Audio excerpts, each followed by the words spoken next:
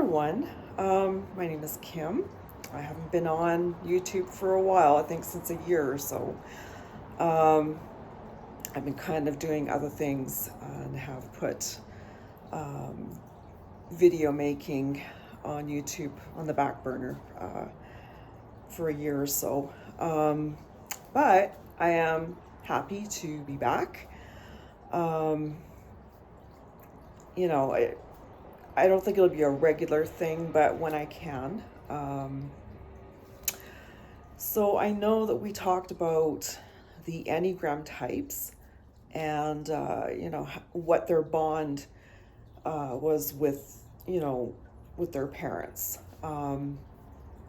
But we're going to talk about the Enneagram types. And so there's a correlation. Each type is correlated to having a mental illness. So I'm going to just keep this video short. I'm going to talk about type 1 and type 2 and the mental disorders that correlate with that type. And all right, let's start off with type 1. I'm just going to give you kind of a brief overview of type 1 in the Enneagram. Type 1s, they are the reformers. If they're the ones that, they change policies, they legislate, for change, different policies, different rules, in society. They are the advocates.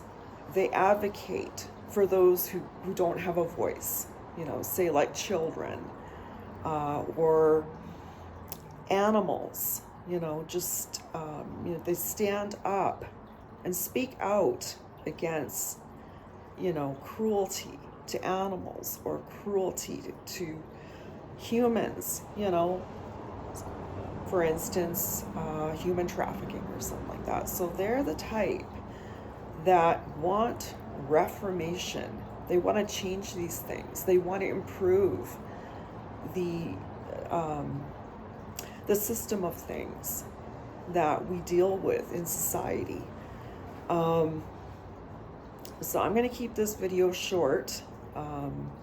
It's been a while. So type 1, they are wise people. You can go to them for advice. It's always, they use their wisdom, their insights.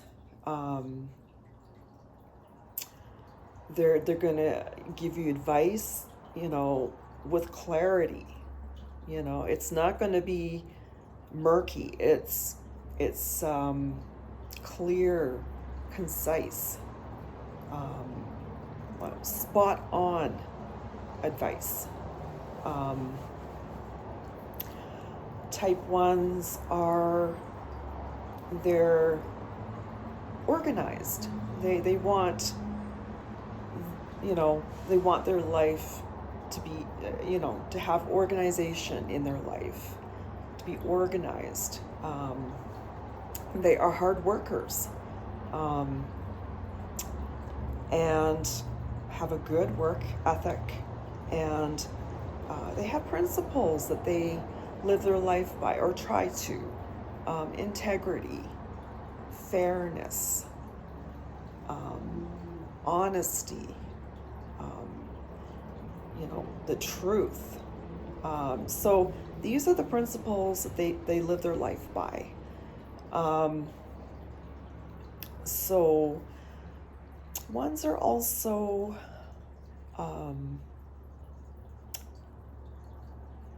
ones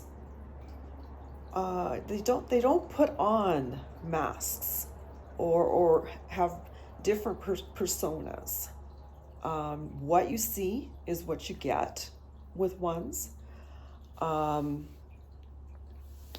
So ones, all right, so we'll get into the mental health aspect.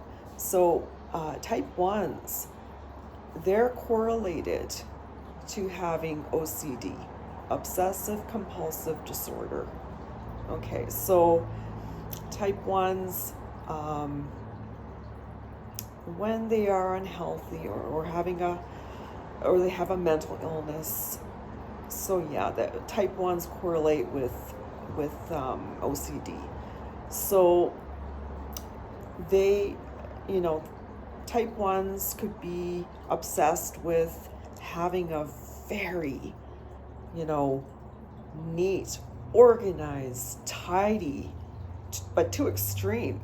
You know, every nook and cranny has to be cleaned and organized, and you know, everything in its place. They could be obsessed about, yeah, cleanliness. You know, they're constantly washing their hands, you know, because they're obsessed with germs.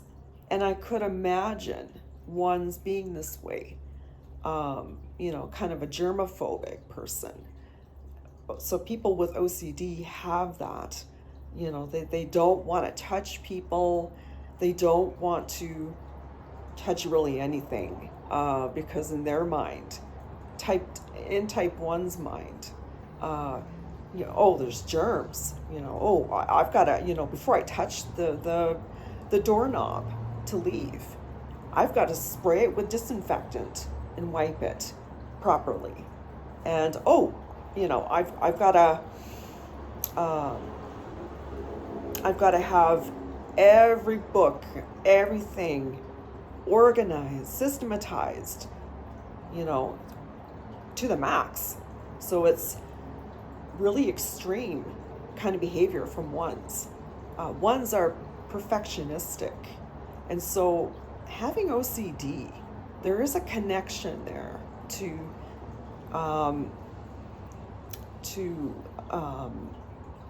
being, having that perfectionistic attitude. People with OCD, they have that. They're perfectionist, and that is why they have this obsessive compulsive, because they want things to be perfect. They want things to be, and also structured. Being organized, structured, but it's too extreme. It's like their place has to be immaculate, to the point where, uh, they want everything in their place clean. And if you are going to sit down and if you get up, they're going to be spraying where you sat, because the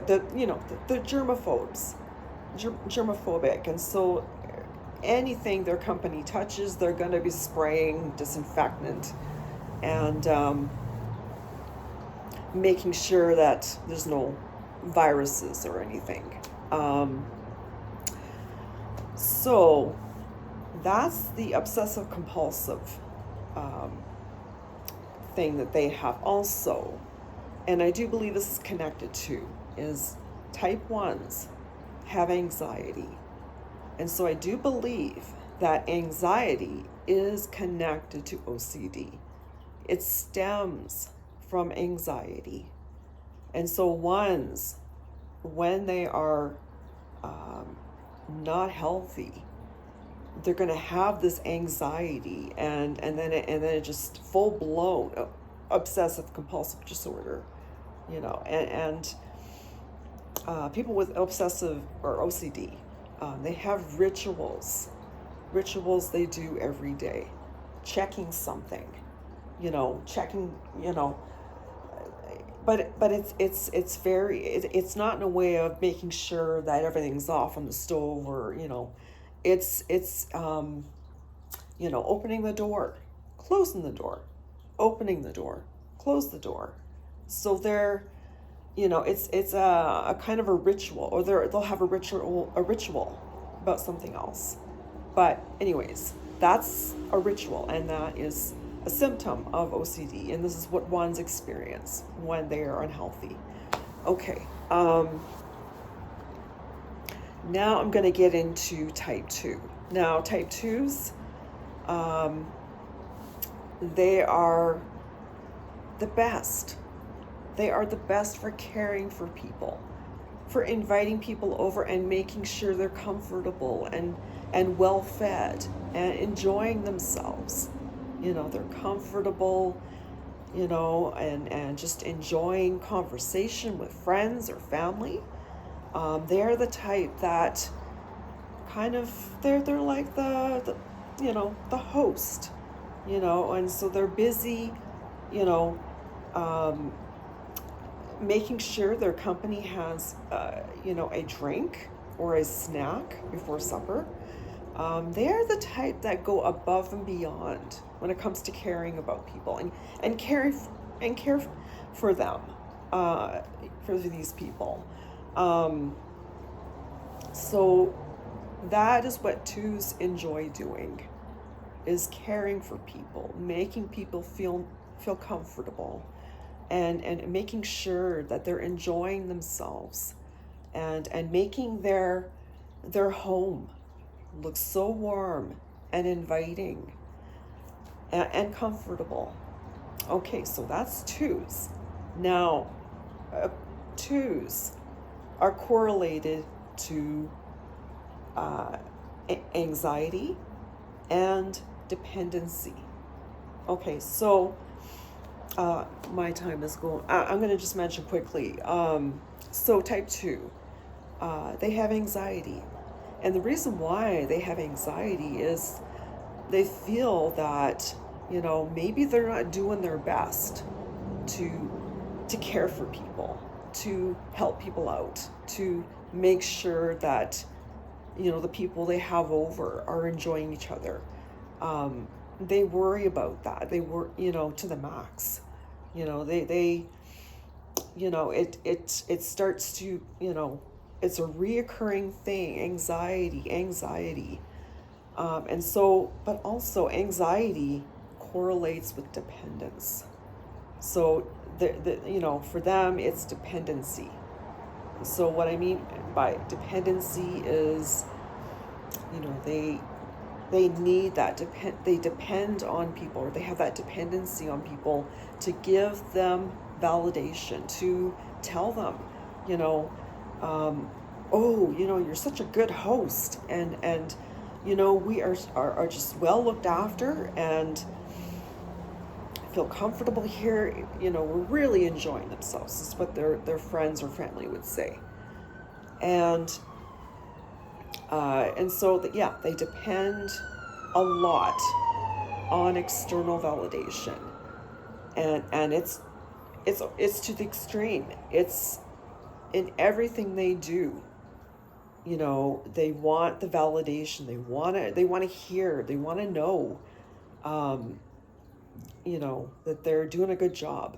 But also dependency is they're like, if say the two's in a situation, where they it's time for them to move out, it would be hard for them because they've been dependent on their parents or their family to help them out, and of course they help anyone who needs it in their family or friends, but it's a very extreme dependency. Like they cannot to be independent, to do things on their own. So you will see type 2 still living at home, with their parents, when all the parents, other kids, their brother, that person's brother and sister, they're gone. They have their own place. They are at university, so they're living on campus. They're all independent, doing, living their life. And so the twos are afraid, they get anxious, and so they become really clingy and dependent and scared. They don't know what to do to be independent, you know, and it's also, I think, in a way they don't want to go because they get validation from their family, from their close friends, and you know that, you know, that's what they want to hear, and it spirals into being too dependent on people, you know, for validation, or they just can't do things on their own, or they're not going to be there to excuse me, to care for people the way they want to care for people. And so it goes to extreme, you know. Okay, my time is really over, and so that's type 1 and type 2, and how they correlate with certain mental illnesses. All right. I hope you guys have a good afternoon, a good day. And it is really nice to be back to record a video for you guys. I will see you next time, and we will talk more about the Enneagram types and how they and how each type correlates with different mental illnesses. All right. Bye.